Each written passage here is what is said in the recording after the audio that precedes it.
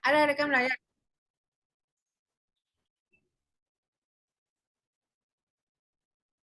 Bismillahirrahmanirrahim.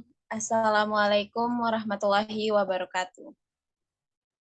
Waalaikumsalam warahmatullahi wabarakatuh. Waalaikumsalam warahmatullahi wabarakatuh. Alhamdulillahillazi hadana lihaza wa ma kunna linatadiya Allah an hadanallah. Asyhadu an la ilaha illallah wa asyhadu anna Muhammadar Rasulullah. Allahumma sholli ala Muhammad wa ala ali Muhammad. Baiklah, kami dari kelompok 7 tidak akan memperpanjang kata al-muqaddimahnya. Langsung saja kami akan membahas tentang penyelenggaraan sistem pendidikan nasional. Kami dari kelompok 7 yang beranggotakan 1. Muhammad Haikal dengan NIM 22065033, 2. Muhammad Raihan Saputra dengan NIM 22065034, 3. Ramadina Sivananda dengan NIM 22065035, 4. Rahman Surya dengan NIM 22065036. Lanjut Rahman.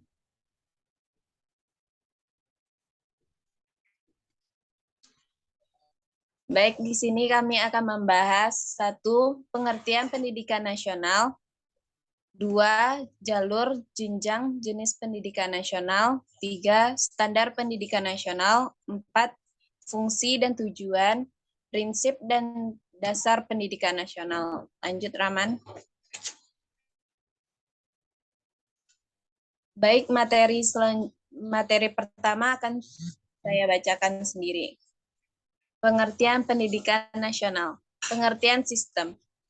Istilah sistem berasal dari bahasa Yunani sistema yang berarti sehimpunan bagian atau komponen yang saling berhubungan secara teratur dan merupakan suatu keseluruhan. Sedangkan menurut Zahara Idris 1987 mengemukakan bahwa sistem adalah suatu kesatuan yang terdiri atas komponen-komponen atau elemen-elemen atau unsur-unsur sebagai sumber-sumber yang mempunyai hubungan fungsional yang teratur, tidak sekedar acak yang saling membantu untuk mencapai suatu hasil atau produk. Lanjut, Rahman.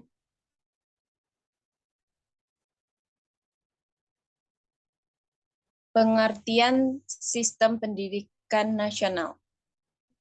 Maksud sistem pendidikan nasional di sini adalah satu keseluruhan yang berpadu dari semua satuan dan aktivitas pendidikan yang berkaitan satu dengan yang lain untuk mengusahakan tercapainya tujuan pendidikan nasional. Dalam hal ini, sistem pendidikan nasional tersebut merupakan suatu super sistem, yaitu suatu sistem yang besar dan kompleks, yang di dalamnya tercakup beberapa bagian yang juga merupakan sistem-sistem.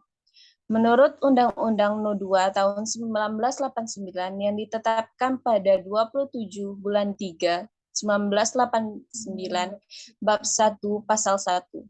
Sistem pendidikan nasional adalah suatu sistem yang terpadu dari semua satuan dan kegiatan pendidikan yang berkaitan untuk mengusahakan tercapainya tujuan pendidikan nasional. Menurut Undang-Undang No. 20 tahun 2003, sistem pendidikan nasional harus mampu menjamin pemerataan kesempatan pendidikan, relevasi dan efisiensi manajemen pendidikan untuk menghadapi tantangan sesuai dengan tuntutan perubahan kehidupan lokal, nasional, dan global, sehingga perlu dilakukannya pembaruan pendidikan secara terencana, terarah, dan kesinambungan. Baik, selanjutnya materi akan disampaikan oleh Muhammad Haikal. Kepada Haikal disilahkan.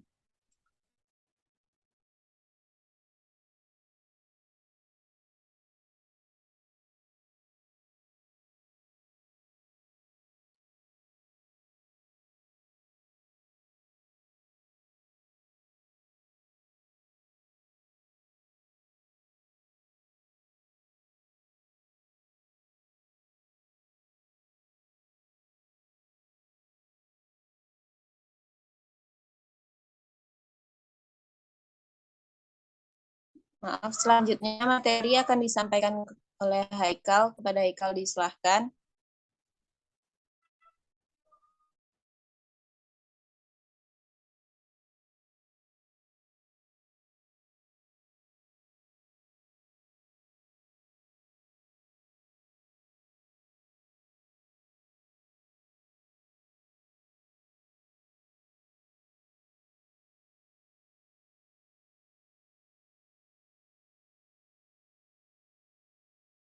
Rehan matian. Baik, materi selanjutnya akan disampaikan oleh Muhammad Haikal. Kepada Haikal disilahkan. Baiklah, saya akan melanjutkan materi yang akan disampaikan. Baiklah, saya akan melanjutkan materi presentasi dari kelompok kami. Jalur jenjang jenis pendidikan nasional.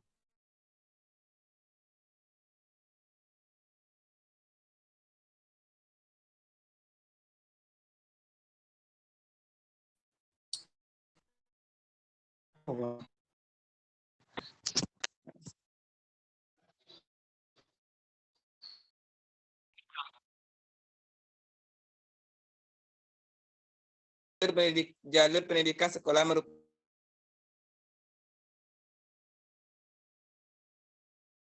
belajar dengan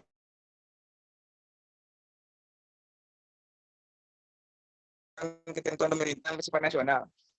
Jalur pendidikan luar sekolah merupakan pendidikan yang bersifat kemasyarakatan yang diselenggarakan di luar sekolah melalui kegiatan belajar mengajar yang tidak berjenjang dan tidak bersinambungan, yang bersifat tidak formal dalam arti tidak ada keseragaman pola yang bersifat nasional.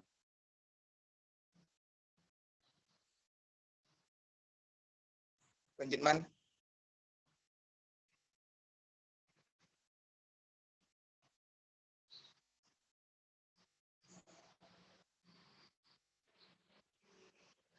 Jenjang pendidikan nasional. 1. Jenjang pendidikan dasar.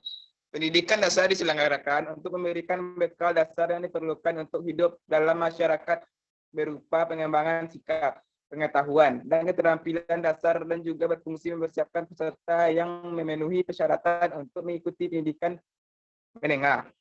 Undang-Undang RI Nomor 2 Tahun 1989 Pasal 14 Ayat 1 menyatakan bahwa warga negara yang berumur 6 tahun berhak mengikuti pendidikan dasar. Ayat 2. Warga negara yang berumur 7 tahun berkewajiban mengikuti pendidikan dasar atau yang setara sampai tamat. 2. Jenjang pendidikan menengah. Pendidikan menengah yang lamanya 3 tahun sesudah pendidikan dasar diselenggarakan di SLTA yang berfungsi sebagai lanjutan dan perluasan pendidikan dasar. Pendidikan menengah terdiri atas pendidikan menengah umum, kedinasan, dan keagamaan. 3. Jenjang pendidikan tinggi merupakan lanjutan dari pendidikan menengah yang diselenggarakan untuk menyiapkan peserta menjadi anggota masyarakat yang memiliki kemampuan akademik atau profesional yang dapat menerapkan pengembangan, menciptakan ilmu pengetahuan, teknologi, dan kesenian. Pendidikan ini juga berfungsi sebagai jembatan antara pengembangan bangsa dan kebudayaan nasional. Baik, materi selanjutnya akan disampaikan oleh Muhammad Rehan. Kepada Rehan disilahkan. Saya akan melanjutkan materi tentang jenis program pendidikan. Yang pertama, di mana pendidikan umum merupakan pendidikan yang mengutamakan perluasan pengetahuan dan keterampilan peserta didik dengan pengkhususan yang diwujudkan pada tingkat-tingkat akhir masa pendidikan. Yang termasuk pendidikan umum adalah SD, SMP, SMA, dan universitas. Yang kedua, pendidikan kejuruan merupakan pendidikan yang mempersiapkan peserta didik untuk dapat bekerja pada bidang pekerjaan tertentu. Lembaga pendidikannya seperti STM, SMTK, SMIP, dan SMEA. Yang ketiga, pendidikan luar biasa merupakan pendidikan khusus yang diselenggarakan untuk peserta didik yang menyandang kelainan fisik atau mental. Yang termasuk pendidikan luar biasa adalah SDLB, SG, PLB. 4. Pendidikan kedinasan merupakan pendidikan khusus yang diselenggarakan untuk meningkatkan kemampuan dalam pelaksanaan tugas kedinasan bagi pegawai atau calon pegawai suatu departemen pemerintah atau lembaga pemerintah dan departemen. Yang kelima, pendidikan keagamaan merupakan pendidikan khusus mempersiapkan peserta didik untuk dapat melaksanakan peran yang menuntut penguasaan pengetahuan khusus tentang ajaran agama. Next. Standar pendidikan nasional. Yang pertama, standar kompetensi lulusan yang terdiri dari standar isi, standar proses, standar pendidikan, tenaga kependidikan, dan standar prasarana. Standar sarana prasarana. Standar pengelolaan pendidikan terdiri dari standar pembiayaan pendidikan dan standar penilaian pendidikan. Baik, materi selanjutnya akan disampaikan oleh Rahman. Kepada Rahman, disilahkan.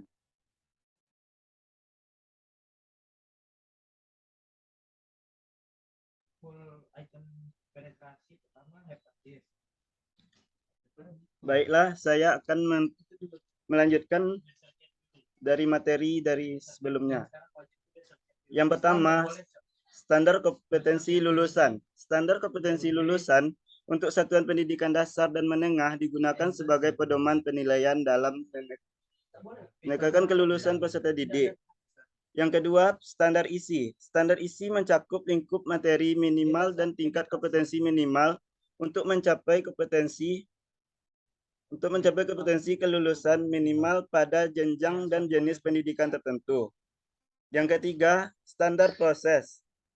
Proses pembelajaran pada suatu pendidikan diselenggarakan secara interaktif, inspiratif, menyenangkan, menantang, memotivasi si pendidik, dan berpartisipasi aktif, serta memberikan ruang yang cukup bagi prakarsa, kreativitas, dan kemandirian sesuai dengan bakat, minat, dan perkembangan fisik serta psikologis peserta didik. Yang keempat, standar pendidik dan tenaga kependidikan. Pendidik harus memiliki kualifikasi akademik dan kompetensi sebagai agen pembelajaran, sehat jasmani dan rohani, serta memiliki kemampuan untuk mewujudkan tujuan pendidikan nasional. Yang kelima, standar sarana dan prasarana. Setiap satuan pendidikan wajib memiliki sarana yang meliputi peralatan pendidikan, media pendidikan, buku, dan sumber belajar lainnya. Bahkan bahan habis pakai, serta perlengkapan lain yang diperlukan untuk menunjang proses pembelajaran yang teratur dan berkelanjutan. Yang keenam, standar pengelolaan pendidikan. Standar pengelolaan terdiri dari 3 bagian, yakni standar pengelolaan oleh satuan pendidikan, standar pengelolaan oleh pemerintah daerah, dan pengelolaan oleh pemerintah pusat. Yang ketujuh, standar pembiayaan pendidikan. Pembiayaan pendidikan terdiri atas biaya investasi, biaya operasi, dan biaya personal. Biaya investasi satuan pendidikan meliputi biaya penyediaan sarana dan prasarana, pembangunan sumber daya manusia, dan modal kerja tetap. Yang kedelapan, standar penilaian pendidikan. Penilaian pendidikan pada jenjang pendidikan dasar dan menengah terdiri atas penilaian belajar hasil dari pendidik, penilaian hasil belajar dari satuan pendidikan, dan penilaian hasil belajar oleh pemerintah.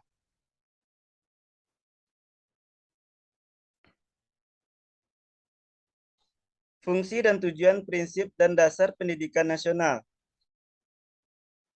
Yang pertama, tujuan dan fungsi pendidikan nasional. Berfungsi untuk mengembangkan kemampuan serta meningkatkan mutu kehidupan dan martabat manusia Indonesia dalam rangka upaya mewujudkan tujuan nasional. Yang kedua, dasar pendidikan nasional. Bahwa dasar pendidikan di Indonesia adalah Pancasila dan Undang-Undang Dasar 1945 sesuai dengan UU SPN nomor 2 tahun 1989 dan UU Sisdiknas nomor 20 tahun 2003. Yang ketiga, prinsip penyelenggaraan pendidikan nasional. Sesuai Undang-Undang nomor 20 2003 tentang Sisdiknas ada 6 prinsip. Ketentuan ini diatur pada bab 2 pasal 4 yang diuraikan dalam 6 ayat. Berikut isi Undang-Undang nomor 20 tahun 2003 pasal 4 Pendidikan diselenggarakan secara demokratis dan berkeadilan, serta tidak diskriminatif dengan menjunjung tinggi hak asasi manusia, nilai keagamaan, nilai kultural, dan kemajemukan bangsa. Pendidikan diselenggarakan sebagai satu kesatuan yang sistematik dengan sistem terbuka dan multi makna. Pendidikan diselenggarakan sebagai suatu proses pembudayaan dan pemberdayaan serta didik yang berlangsung sepanjang hayat.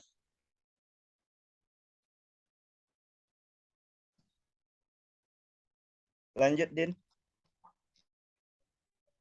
Baiklah, jika ada pertanyaan dan penambahan materi, saran dan kritikan kami terima di Baiklah, hanya itu yang dapat kami presentasikan. Jika ada kesalahan dan kekurangan, kami mohon maaf.